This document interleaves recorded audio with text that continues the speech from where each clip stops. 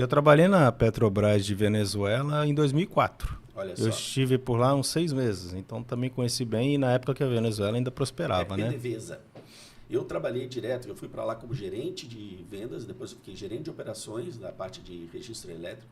E depois daí, como foi um case de sucesso dentro da Venezuela, passei toda a experiência com sindicato, com desapropriação de empresa, tentando manter a empresa funcionando. Muitas negociações, uma experiência de vida única, Rafael. Uma coisa assim que Sim, só sim. você vivendo ela para você realmente entender. Para mim Eu foi uma tive, experiência fundamental, inclusive fazendo um paralelo com o Brasil atual, né? Então, assim, isso, foi muito interessante eu consigo fazer associação assim muito clara com o que está acontecendo hoje, por exemplo, né? Então, valeu muito a pena ter... Eu fiquei poucos meses lá, de 6 a 7 meses na Venezuela, em 2004, mas principalmente por tudo que a gente viveu depois e está vivendo nesse momento aqui no Brasil, a minha experiência lá tem sido cada vez mais importante para mim.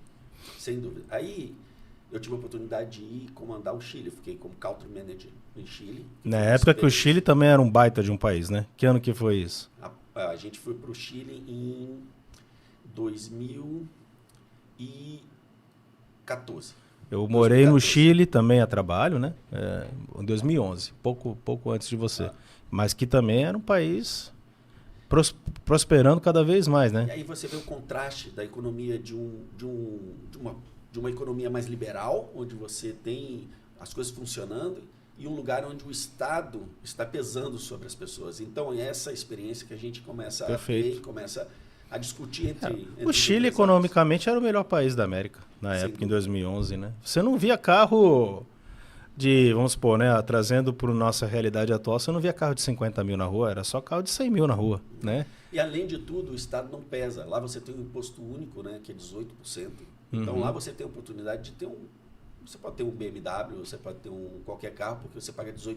Sim, sim. Então Que é mais fácil. aqui no Brasil, praticamente o imposto é maior, é mais da metade do valor do carro. Não só do carro, em todos os produtos. Agora a gente Sim, vai para dentro do negócio do alho, ele é tributado em vários setores. E além de tudo, os funcionários são tributados, isso tem que colocar no custo. O transporte é tributado, claro. tudo é retributado. Você Quando, tem quando eu um faço a tributo atrás planilha, do outro. quando eu faço a planilha de custo dos produtos, eu pego o funcionário e coloco 88% em cima do salário base dele. E isso, é claro, tem 13º, tem férias, tem benefício, mas boa parte disso é a carga tributária. Então, essa experiência de vida que você tem no mercado, hoje, o que você quer, né, acho que é o grande que a gente pode falar e somar, é menos Estado em cima do empresário para a gente poder criar novas oportunidades. É o que eu vejo. Para você crescer, você continuar, porque aqui a gente está falando muito sobre crescimento, né?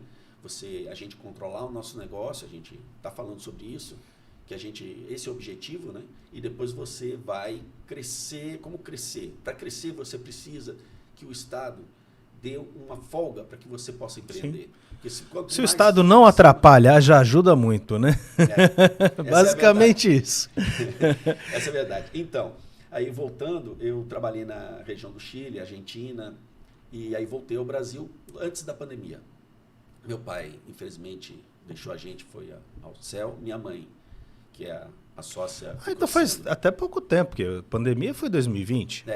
Eu vim para cá exatamente antes da pandemia. Eu vim para cá em 2019, voltei para o Brasil. Entendi. Faz uns 5 anos então que É, você voltou realmente para o Brasil. Isso, eu estava toda hora em contato com a empresa, quer dizer, 2 vezes, 3 vezes por ano eu estava dentro da empresa, vendo os fechamentos, vendo o que a empresa estava fazendo, traçando as estratégias que vai fazer no próximo ano, né?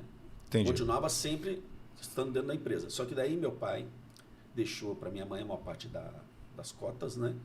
E minha mãe virou a sócia majoritária. Só que minha mãe também já, Já né, tem uma já certa tem idade. certa idade, então eu voltei para ficar Já não junto. está na hora de dar trabalho para sua mãe, né? Junto com o nosso outro sócio, irmão, parceiro, que é o Ezequiel. Santos. Ezequiel Santos, ele tem uma história linda, é um cara Não, que eu vou trazer ele vou aqui trazer também, ele com para certeza. entrevistar. É um cara que começou com a gente nas vendas, hoje é sócio da empresa e comanda toda a parte administrativa da empresa que está na mão dele.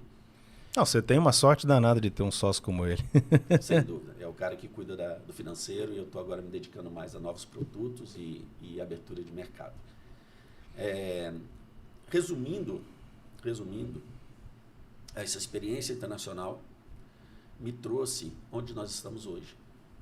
E a gente vê que o futuro, a gente tem que traçar a empresa, caminhar para um caminho certo para que tenha esse crescimento, usando a experiência de vida. Porque quando a gente começa, né, você que é empreendedor, começando, é muito difícil. Quantas vezes eu fiquei na corda ali de, né, vou até fechar, crescer, né? Vou diminuir, vou quebrar, porque as empresas não aguentam, né? Então a gente tem que realmente fazer um controle bem forte em cima da empresa, aumentar a capacidade de venda dela, porque muitas vezes você não consegue repassar os custos operacionais. E nós hoje estamos nessa fase, aumento de custos operacionais. Depois da pandemia, nós não conseguimos mais ter um controle certo, uma previsão certa de quanto vai ficar a parte de suprimento. Não estou falando do alho. O alho a gente sabe que é um produto que... Você está falando de embalagem, rótulo, logística, né? Muito difícil esse tipo de controle, só aumenta e é difícil você repassar para o produto. Você, quer queira, quer não, tem que investir em equipamento, então tem todo um custo operacional ali que vai embutido e que muitas vezes você não consegue repassar para o mercado, né? O mercado... Até porque a Alho Rochão sempre, vamos dizer assim, ela sempre foi muito forte no mercado, principalmente, claro, aqui no mercado capixaba, né? Eu acredito que é o líder de venda há, sei lá, pelo Sim. menos 10 anos. Somos o líder. Pela qualidade. E aí o que acontece?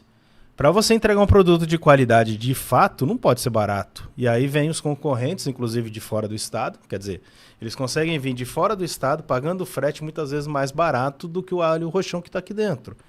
Pô, o consumidor vai olhar o preço, vai ficar balançado. Mas tem um motivo para que isso aqui seja tão mais barato, vindo até de fora do estado. A qualidade. Isso é quase que óbvio, né? Sem dúvida.